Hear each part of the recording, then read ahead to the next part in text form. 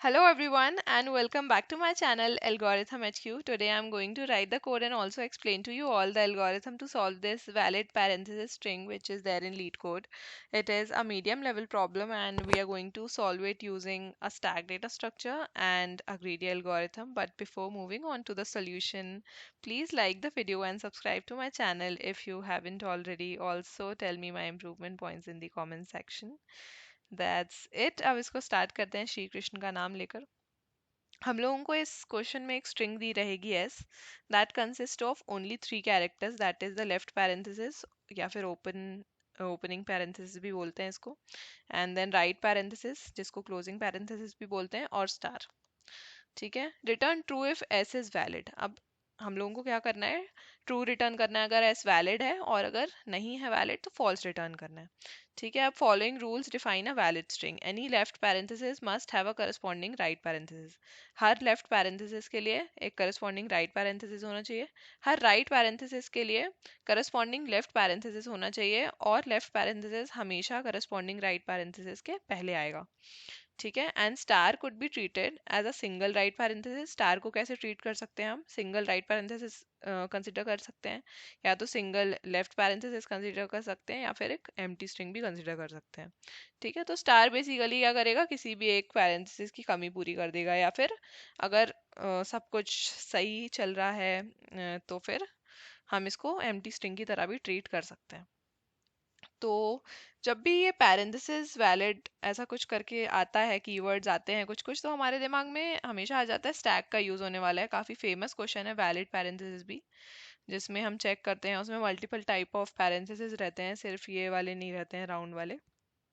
तो स्टैक का यूज तो होने ही वाला है बेसिकली। अब ग्रीडी एल्गोरिथम क्यों बोल रहे हैं इसको, क्योंकि जब भी हमें एक ओपनिंग पैरेंथेसिस या फिर लेफ्ट पैरेंथेसिस मिलेगा तो उसे तो हम स्टैक में डाल देंगे, या फिर स्टार मिलेगा तो उसे भी हम स्टैक में डाल देंगे।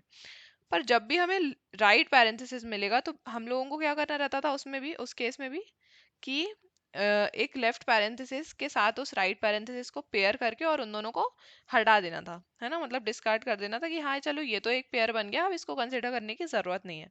तो ग्रीडी ये है कि जो भी हमारे पास लास्ट में लेफ्ट पैरेंथेसिस आ रहा होगा या स्टार आ रहा होगा, उसको हम राइट पैरेंथेसिस के साथ पेयर बना के बाहर कर देंगे। दैट मीन्स जो भी हमारे पास करंट बेस्ट सॉल्यूशन मिल रहा है राइट पैरेंथेसिस के साथ पेयर बनाने के लिए, उसको उसके साथ ही हम पेयर बना के और अलग कर रहे हैं, तो ये इसमें ग्रीडी अप्रोच लगेगी। ठीक है, तो बेसिकली हम करेंगे क्या कि दो स्टैक लेंगे। एक लेंगे लेफ्ट पैरेंथेसिस जिस जिस इंडेक्स पे प्रेजेंट है वो स्टोर करने के लिए, और स्टार जिस जिस इंडेक्स पे है वो स्टोर करने के लिए।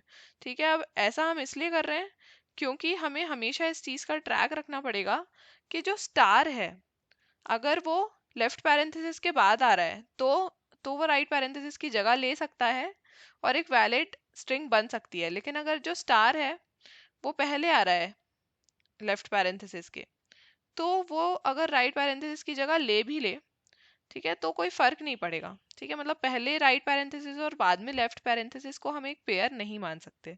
ठीक है, थर्ड रूल के अकॉर्डिंग।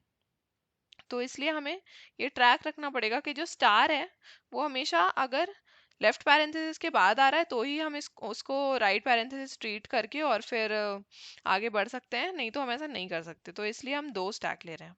ठीक है, इसको समझने के लिए लास्ट वाले एग्जाम्पल पे ड्राई रन करके देख लेते हैं। ये है स्ट्रिंग एस। ठीक है, तो इसका जो 0th एलिमेंट है, 0th इंडेक्स है, उस पे एक opening that is left parenthesis present है। तो हम क्या करेंगे कि लेफ्ट पैरेंथेसिस वाला जो स्टैक है उसमें इसका इंडेक्स डाल देंगे दैट इज 0। ठीक है, अब स्टार है नेक्स्ट, ठीक है, जो कि फर्स्ट इंडेक्स पे प्रेजेंट है, तो यहाँ पे स्टार डाल देंगे स्टैक में। ठीक है, अब क्लोजिंग पैरेंथेसिस आया।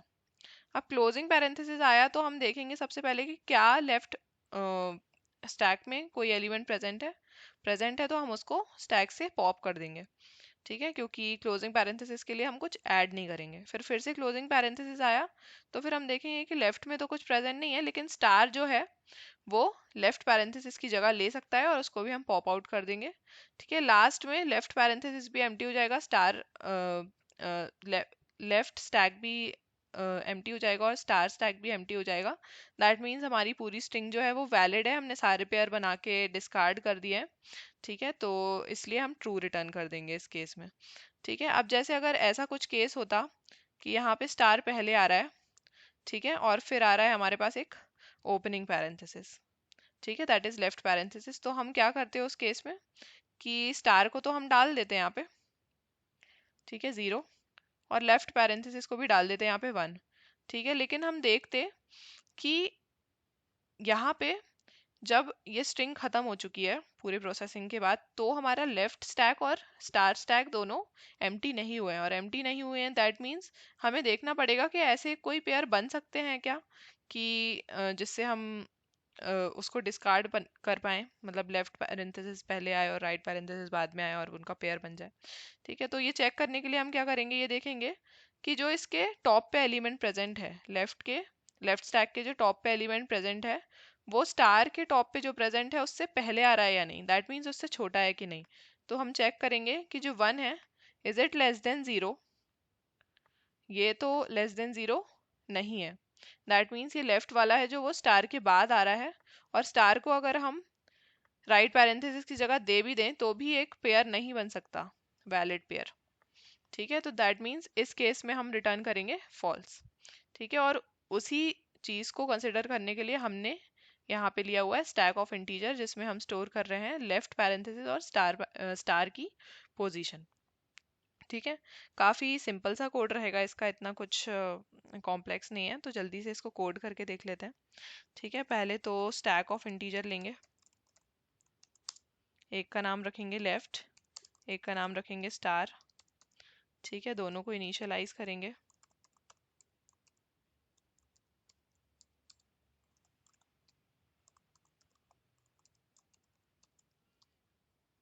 Then for int I is equal to 0, I less than s dot length, then I plus plus.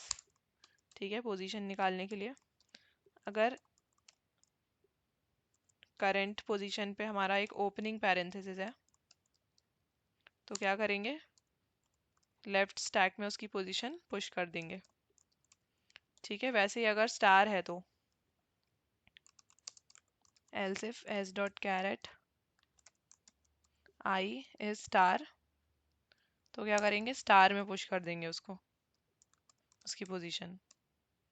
ठीक है, और नहीं तो हम क्या करेंगे फिर, हमारे पास अगर लेफ्ट पैरेंथेसिस भी नहीं है और स्टार भी नहीं है, तो क्या करेंगे, हमारे पास राइट पैरेंथेसिस है, पहले तो ये समझेंगे, और फिर उसके बाद चेक करेंगे कि जो हमारा लेफ्ट वाला स्टैक है अगर वो एम्प्टी नहीं है,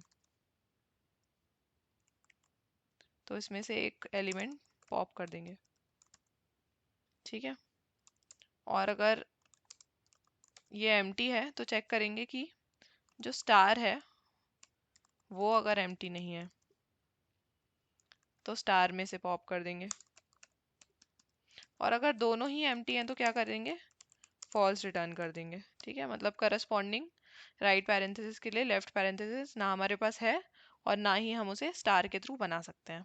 ठीक है, अब ये पूरी प्रोसेसिंग होने के बाद हम देखेंगे कि जब तक लेफ्ट का साइज 0 नहीं हो जाता, तब तक देखेंगे कि अगर लेफ्ट का साइज 0 नहीं हुआ है लेकिन स्टार का साइज 0 हो गया है, दैट मीन्स हमारे लेफ्ट पैरेंथेसिस बचे हुए हैं और उसके करस्पॉन्डिंग राइट पैरेंथेसिस हमें मिले नहीं, तो हम फॉल्स रिटर्न कर देंगे। ठीक है, अब यहाँ पे देखेंगे अगर स्टार का हमने साइज वाला तो एक चेक कर लिया, आप देखेंगे कि स्टार में जो टॉप पे एलिमेंट प्रेजेंट है, जो कि हम देखेंगे स्टार डॉट पीक से, अगर वो बड़ा है लेफ्ट डॉट पीक से, ठीक है, दैट मीन्स हमारे पास करस्पॉन्डिंग राइट पैरेंथेसिस मिल गया है, तो फिर क्या करेंगे, स्टार में से वो एलिमेंट पॉप कर देंगे और लेफ्ट में से भी एक एलिमेंट पॉप कर देंगे। ठीक है, और अगर नहीं है ऐसा, तो बड़ा नहीं है दैट मीन्स छोटा है, तो स्टार जो है वो उसके पहले आ रहा है लेफ्ट पैरेंथेसिस के लिए, तो उस केस में हम फॉल्स रिटर्न कर देंगे क्योंकि कोई पेयर ऐसी नहीं बन सकती। और फाइनली इन सब प्रोसेसिंग के बाद अगर कहीं भी फॉल्स रिटर्न नहीं हुआ, दैट मीन्स हमारी जो स्ट्रिंग है वो वैलिड है और हमें ट्रू रिटर्न करना है। इसको रन करके देख लेते हैं।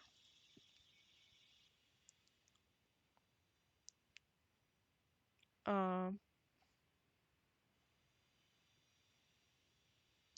यहाँ पे ये आ रहा है legal start of expression. Okay, मैंने न्यू कीवर्ड मिस कर दिया था। यहाँ पे अब फिर से रन करके देख लेते हैं। यहाँ पे भी ई स्मॉल हो गया है। ओके, सैम्पल टेस्ट केसेस तो रन हो रहे हैं। सबमिट करके देख लेते हैं। और कोड सक्सेसफुली सबमिट भी हो गया है। बट जाने से पहले please like the video and subscribe to my channel, and also tell me in the comment section if I need to improve the content or approach anything. That's it for the video. Radhe Radhe.